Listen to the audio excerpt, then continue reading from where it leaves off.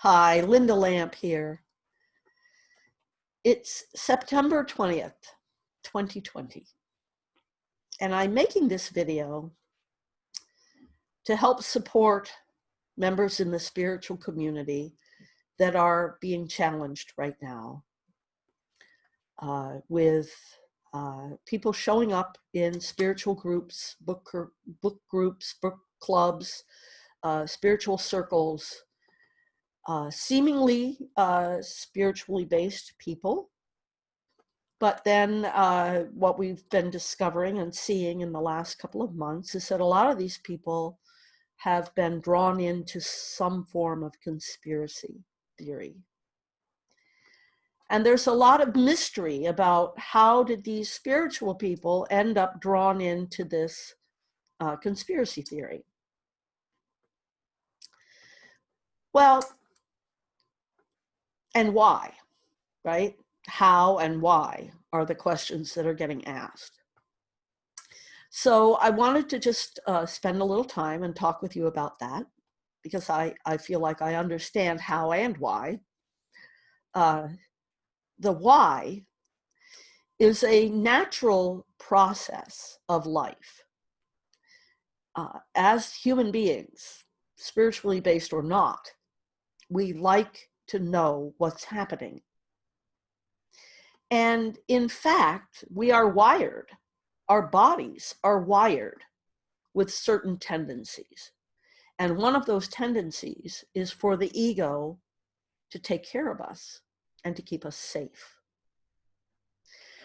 Well, the ego in these cases is the why of why are these spiritual people getting drawn into these conspiracy theories.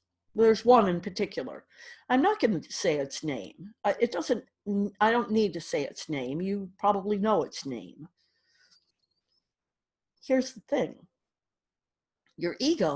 Our egos are to keep us safe. That's their function. And when we find ourselves in a time in life where things are unknown and frightening and unsettling, it is a natural product of our ego to try and give us answers that will make us feel comfortable. So with these most popular conspiracy theories right now, one of the problems is that spiritual people have been drawn in because there is so much fear out in the field.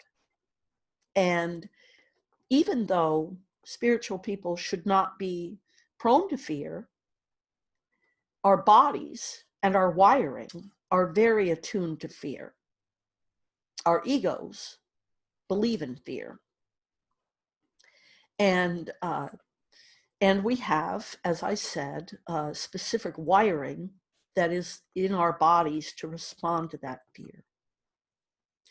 So the question is, why are all these people, and how are all these people that claim that they're spiritually based, how did they get sucked in to a conspiracy theory? Well, I think there's a couple of things that seem to be fairly clear. First of all, their spiritual grounding can't have been solid. Because if you're truly a spiritual person, then you understand a couple of things that are really fundamental. First of all, that there isn't anything other than divinity functioning here. And I know that for many of you, that's a very difficult thing to hear, because you have all these things in your head about what's wrong with the world and what's going wrong and what's been wrong and all the people who are bad and the things that need to be fixed. But when you're truly spiritually based, you're able to sort of step back from that and realize that what's really happening here is much more of a miracle and far, far more interesting than simply judging it wrong. So if the things that you actually think are wrong aren't wrong, what are they? And that's really, I would suggest, if you've gotten drawn into these conspiracy theory groups or ideas, that you try to rethink. Try to rethink where you are.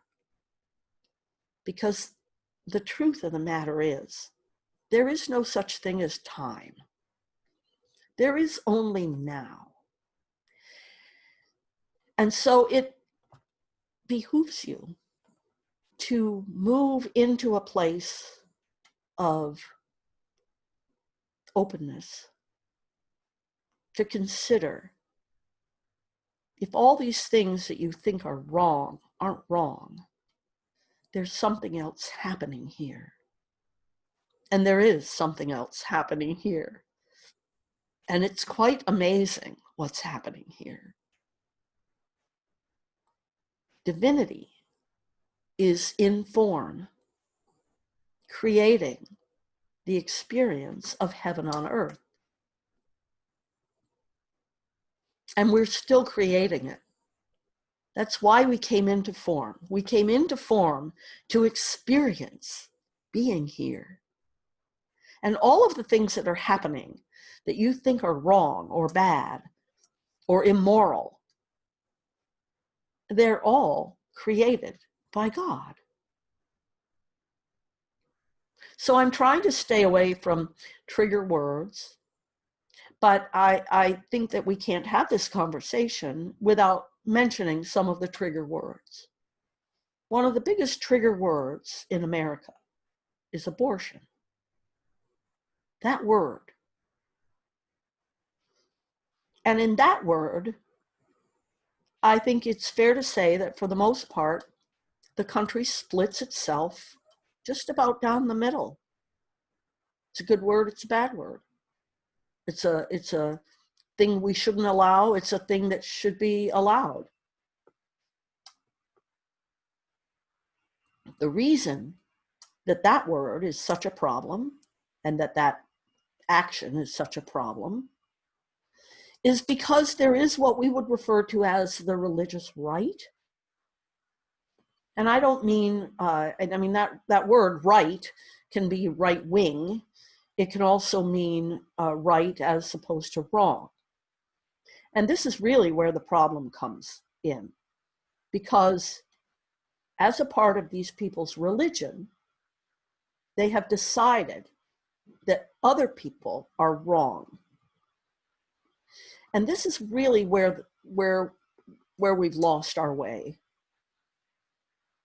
The country of America was founded for the purpose of religious freedom. But somehow over the years, that has gotten convoluted. And it's not that any one particular person's religion is supposed to rule here. And yet that's what's happened, is religion has gotten itself into our governance. And that isn't how it was supposed to work. Everyone was supposed to have life, liberty, and the pursuit of happiness. Well, if a woman has been raped and she's pregnant, I don't quite know where the laws became that she should have to bear that child. Where does that fit in with her happiness? We've taken away her control, right? If we don't allow her to not have the rapist's baby. There's many circumstances under which children should not be born into this world. That's just one example. But if a mother doesn't want the baby, it's really not anybody else's business, religion or otherwise, to tell her what to do. Yet somehow, in this country and in many other countries, people think it's their right.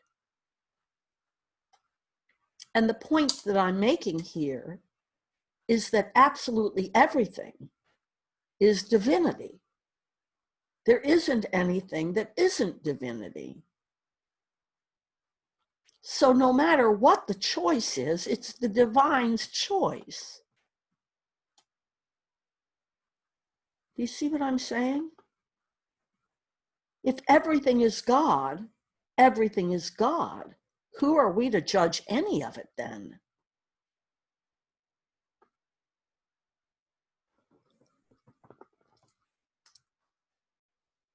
I want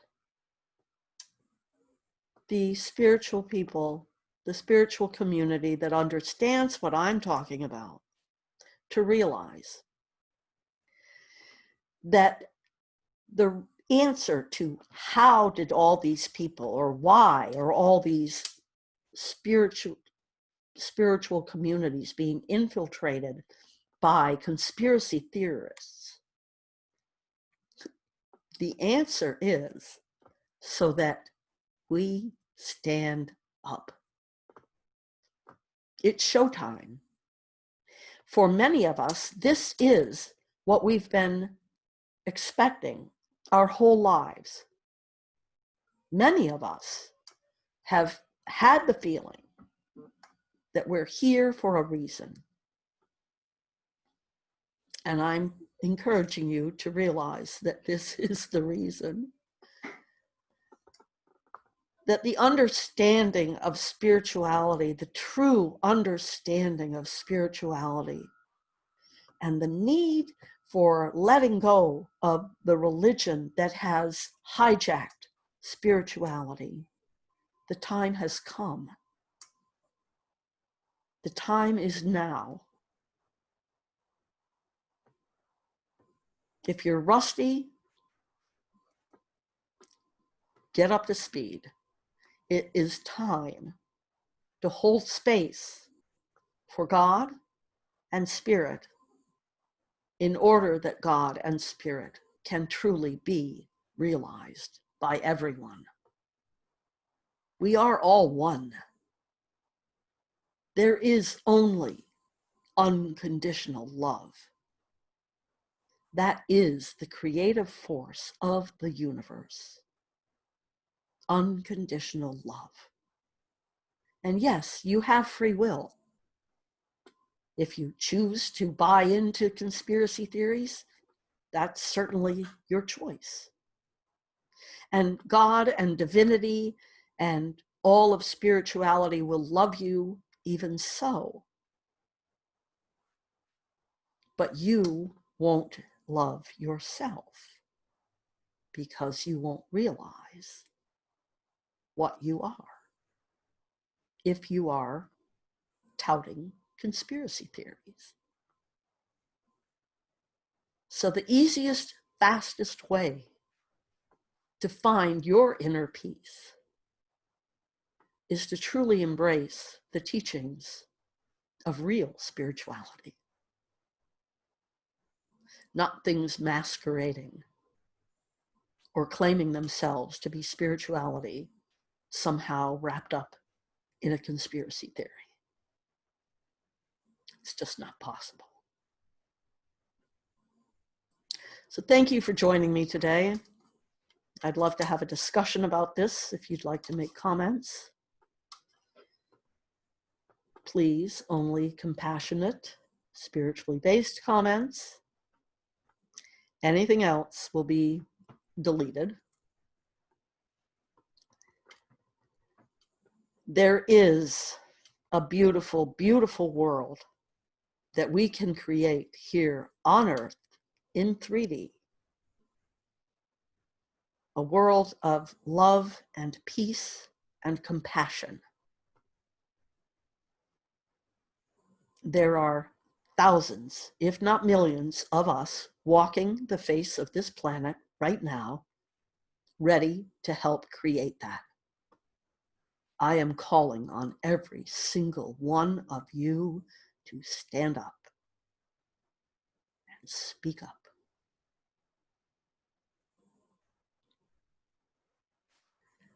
We are one. I love you all, regardless of how you are manifesting in 3D at the moment, because I know your true form. I know what you really are.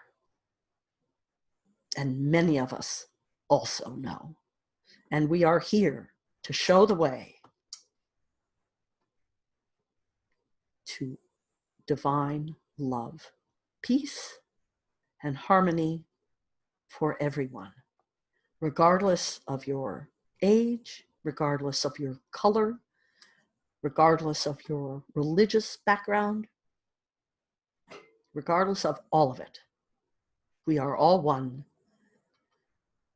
and we are anxious to have that experience as soon as everyone else is ready.